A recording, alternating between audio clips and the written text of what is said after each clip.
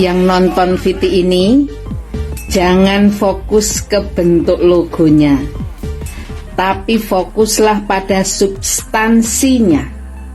Sekarang kita tahu kemana uang masyarakat itu akhirnya mengalir. Bayangkan, selama ini puluhan tahun jutaan produk baik dalam negeri maupun dari luar negeri, tidak hanya sebatas makanan. Per produk harus bayar per tahun sekian rupiah. Uangnya kemana? Bisa diaudit oleh negara? Nah, sekarang kita tahu. Sekarang sudah jelas. Dan karena kejelasan itu, banyak yang gak suka. Kadrun gak komentari tarif sertifikasi halal turun dari 4 juta jadi 650.000. Ditulis oleh X Hardy. Halo pemerintah, maaf banget kita nggak bisa ngikutin halal dari Kemenak. Karena setahu saya Kemenak itu kan ngurusin banyak agama ya. Jadi saya bingung nih, halal dalam agama apa nih? Yang tidak penting tapi dijadikan sebagai masalah serius. Sedangkan yang penting dan substantif pura-pura tidak dilihat. Salah satunya adalah soal tarif sertifikasi halal.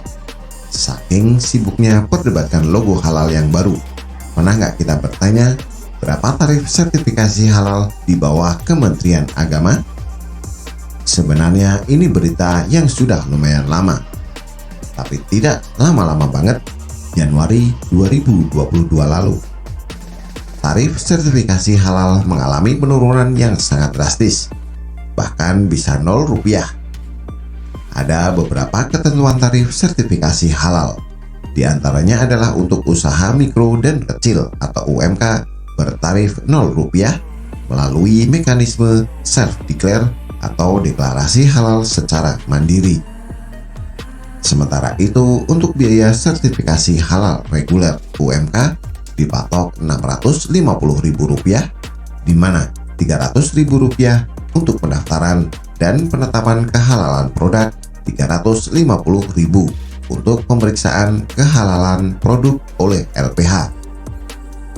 Sebelumnya ketentuan tarif ini, biaya sertifikasi halal cukup memberatkan.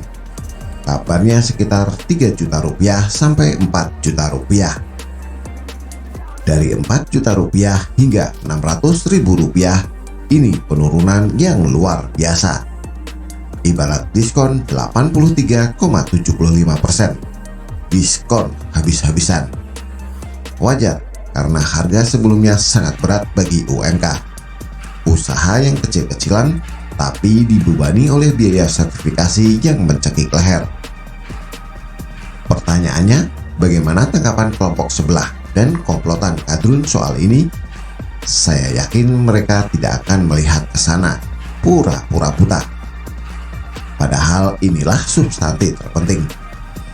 Bagaimana sertifikasi halal tidak memberatkan pelaku usaha, tapi bagi mereka, logo halal, warna, filosofi, dan lain-lain semua diperdebatkan. Benang merahnya terlihat jelas kan? Kenapa mereka tidak kecam MUI yang mematok harga begitu tinggi setelah penurunan harga yang sangat signifikan ini? Ada 1 juta saja yang ajukan sertifikasi halal. Kalikan saja berapa banyak yang didapat MUI. Tidak ada yang tahu berapa banyak yang didapat MUI selama ini. Karena kalau tidak salah, ada kabar MUI tidak mau diaudit. Tolong ralat kalau saya salah soal ini. Kabar pengambil alihan wewenang sertifikasi halal oleh Kemenak memang sudah mulai terdengar sejak dulu. Dan ini ditegaskan oleh Menak Yus Yakut yang mengatakan label halal yang dikeluarkan MUI tidak akan berlaku lagi secara bertahap. Bagi yang masih punya stok, masih bisa dipakai dan dihabiskan. Sertifikasi halal tidak lagi oleh ormas, tetapi oleh pemerintah melalui Kemenak. Penerbitan sertifikasi halal yang dulunya melalui Lembaga Pengkajian Pangan Obat-obatan dan Kosmetika atau LPPOM MUI diambil alih oleh Badan Penyelenggara Jaminan Produk Halal. Tidak lama kemudian terjadi pergolakan.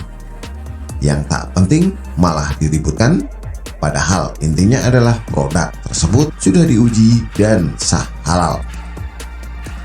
Gerombolan kadrun malah ributkan yang tak penting.